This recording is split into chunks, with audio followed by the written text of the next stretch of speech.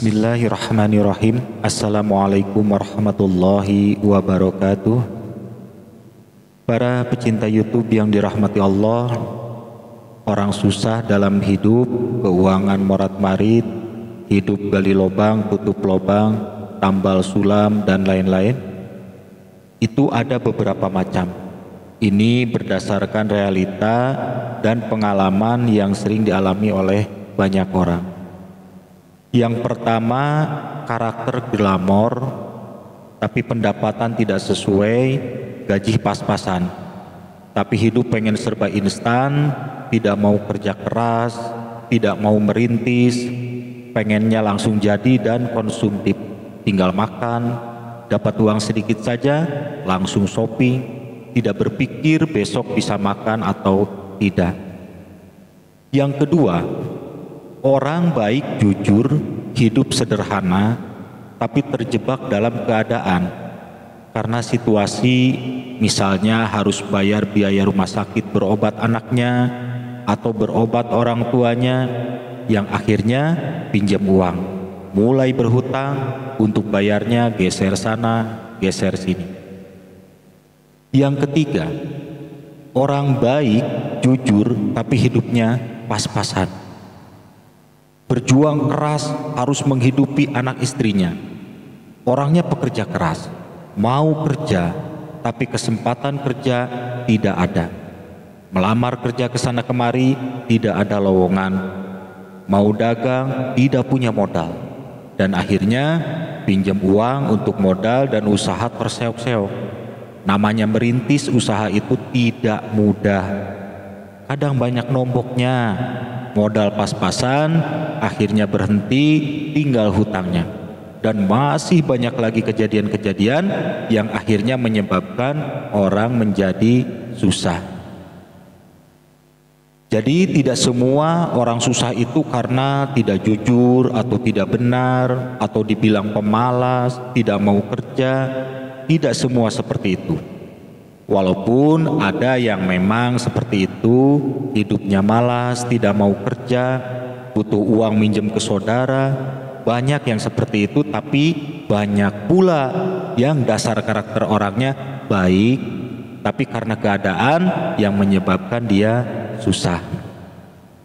Tapi apapun situasinya, kalau sudah susah, biasanya dipandang sebelah mata, dipandang rendah, apalagi sering pinjam uang ke saudara atau ke tetangga, biasanya langsung diponis tidak benar, tidak jujur, pemalas, dan yang paling parah lagi, dikasih pinjam tidak, malah diceramahi, dikata-katain, dihina. Ya, kalau memang orangnya hidup glamor, tidak mau susah, hidupnya malas.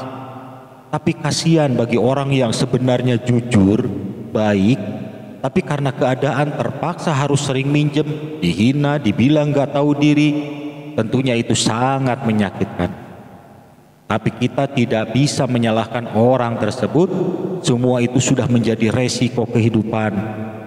Yang namanya orang susah, apapun perilakunya tetap dianggap salah, tetap dianggap rendah.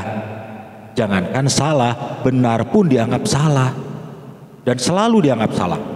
Lain cerita kalau kita berjaya, mobil mentereng, rumah mentereng, tentunya akan beda ceritanya. Para pecinta YouTube yang dirahmati Allah, nah bagi Anda yang kebetulan saat ini sedang susah, kita sudah kerja keras, banting tulang, berjuang dalam hidup, tapi sulit dan sulit, sering sakit hati, baik sama saudara atau tetangga atau orang lain, tidak usah bersedih. Terima kepahitan itu dengan lapang dada dan jadikan pelajaran dalam kehidupan. Seandainya kelak kita hidup sukses, jangan seperti itu kepada orang lain. Sesalah apapun orang lain, sikapi dengan baik, jangan sakiti hatinya, karena itu akan berbekas sampai kapanpun. Karena kita merasakan digituin sama orang lain, rasanya sakit luar biasa. Jadi tidak usah dendam, segera temui Allah, sujud di hadapan Allah, memohon pertolongan Allah. supaya kita dijadikan orang yang sukses. Sekarang kita sering minjem uang kepada mereka, dengan keajaiban Allah besok lusa kelak di kemudian hari kita yang akan ngasih kepada mereka tanpa harus minjemi, kasih bantuan dengan ikhlas. Nah, pada video kali ini saya akan sampaikan satu amalan, yaitu baca surah Yasin sebanyak 7 kali di setiap selesai sholat duha. Caranya yaitu yang pertama, lakukan terlebih dahulu sholat taubat 2 rakaat. Setelah itu baca istighfar 33 kali, tasbih 33 kali, sholawat 33 kali. Setelah beres sholat taubat, selanjutnya yang kedua, lakukan sholat duha minimal 2 rakaat, tapi lebih bagus 8 rakaat, tiap 2 rakaat salam. Nah, bagi yang belum tahu tata cara sholat taubat dan sholat duha, nanti linknya saya tulis di kolom deskripsi, jadi Anda tinggal klik judul video ini, nanti muncul deskripsi dan ada link tata cara sholat taubat dan sholat duha, tinggal diklik saja. Dan waktunya sholat duha ini yaitu setelah matahari terbit setinggi tombak sampai sebelum tengah hari. Jadi pagi-pagi ya kurang lebih sekitar jam 7 mungkin, jam 8, jam 9, jam 10, intinya sebelum tengah hari ya. Kemudian selanjutnya setelah melakukan sholat taubat dan sholat duha, kemudian yang ketiga baca surah Yasin sebanyak 7 kali. Jumlah 7 kali ini berdasarkan pengalaman yang saya alami, bukan dari hadis, karena hadis tidak menyebutkan berapa kali, tapi hadis menjelaskan bacalah surah Yasin, dan tidak ada larangan juga mau berapa kali boleh.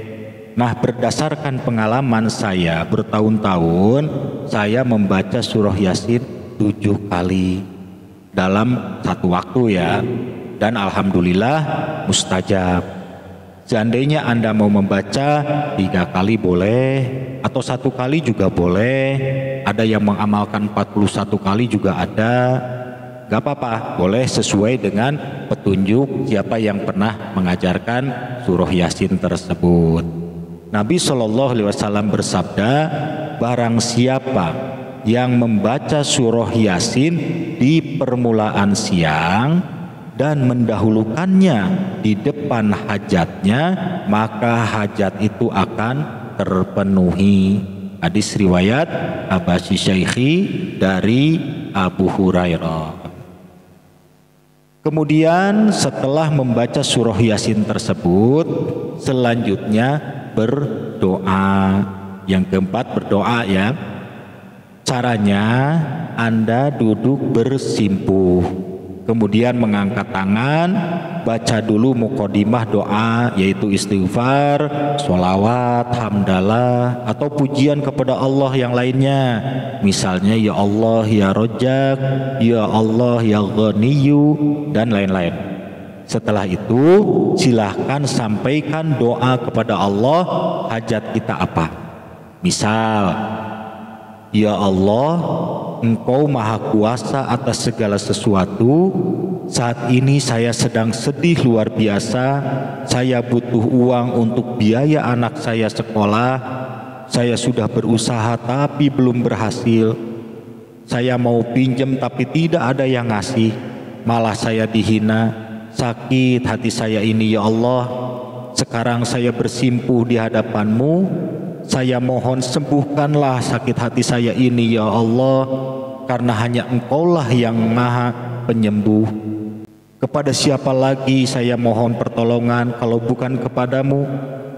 Saya sudah berusaha habis-habisan, sekarang hanya kepadamu saya berserah diri. Saya butuh uang untuk biaya anak saya sekolah. Dengan berkahnya surah Yasin yang saya baca ini, semoga ada keajaiban dari Allah, dalam waktu secepatnya saya bisa mendapatkan uang yang saya butuhkan. dari mana saja jalannya, baik yang disangka ataupun yang tidak disangka-sangka. Dan dengan kekuasaan-Mu, semoga saya bisa menjadi orang yang sukses, banyak uang dan rezeki yang berkah melimpah, supaya saya bisa membantu saudara atau siapa saja apabila dikala mereka dalam keadaan susah, saya bisa membantunya. Amin. Nah, setelah beres berdoa, tutup doa tersebut dengan bacaan Al-Fatihah. Nah, itu ya, sekedar contoh saja. Soal kata-kata doanya silahkan disesuaikan dengan hajat masing-masing, dan bukan hajat rezeki saja, boleh hajat yang lainnya atau punya masalah apa saja, silahkan lakukan amalan itu terus tiap pagi. Jangan patah semangat, jangan pesimis, bersihkan hati kita, jangan dendam, jangan dengki, dan jangan mendoakan jelek kepada orang lain. Berdoalah yang baik-baik supaya berkah dan baik untuk semuanya. Dan apabila Anda tidak bisa mengamalkan amalan tersebut di waktu pagi karena pekerjaan atau halangan lainnya, Anda bisa melakukan amalan tersebut di waktu malam setelah sholat hajat atau sholat tahajud. Jadi sholat duhanya diganti dengan sholat hajat atau tahajud apabila dilakukan pada malam hari. Demikian, silahkan di like, komen, dan subscribe. Terima kasih. Wassalamualaikum warahmatullahi wabarakatuh.